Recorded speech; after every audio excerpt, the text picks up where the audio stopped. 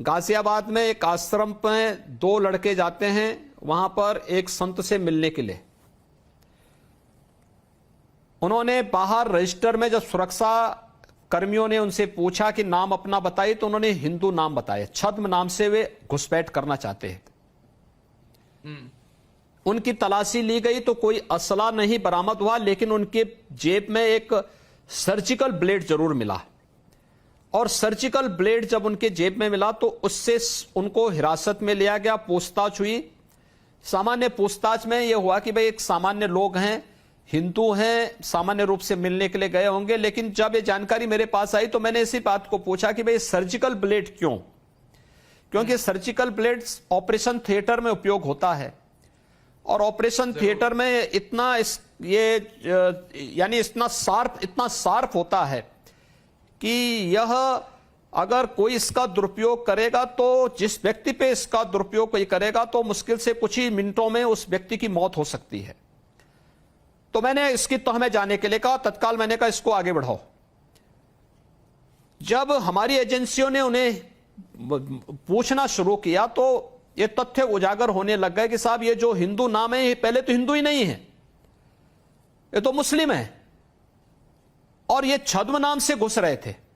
फिर ये surgical blade कहां से आया? तो फिर पता लगा इनका कुछ प्रशिक्षण चल रहा है। प्रशिक्षण में कहां ये सर्जिकल ब्लेड उपयोग होता है भाई? फिर कहां से इनके सूत्र जुड़े हुए हैं? तब बटाला हाउस का नाम आता है। फिर मोहम्मद उमर गौतम का नाम आता है। मोहम्मद उमर गौतम कौन? 1984 में एएमयू में इसे मुस्लिम बनाया जाता है और फिर इसने तब से बटाला हाउस के माध्यम से पूरे देश 25 राज्यों में इसने अपना तंत्र फैलाया था धर्मांतरण का। और दुनिया की तमाम ऐसी एजेंसियों के माध्यम से इसको पैसा फंडिंग होता है, पैसा हवाला के माध्यम से आता है। और वो सारे हमारे पास सारे प्रमाण है, सारे तथ्य हैं। हमारे यहां पर पूरा एक टीम काम कर रही है। 500 लोगों की टीम को मैंने लगाया है इसमें। कोई एक सामान्य एक व्यक्ति नहीं, एक अधिकारी नहीं, 500 हमारे अधिकारी इस पूरे उसमें लगे हुए हैं। और ये बहुत बड़ा षड्यंत्र, मूक बधिर बच्चों को कैसे निशाना बनाते थे। मूक बधिर बच्चों के माध्यम से घर के अंदर घुसपैठ करना, पूरे परिवार को फिर धर्मांतरित करना।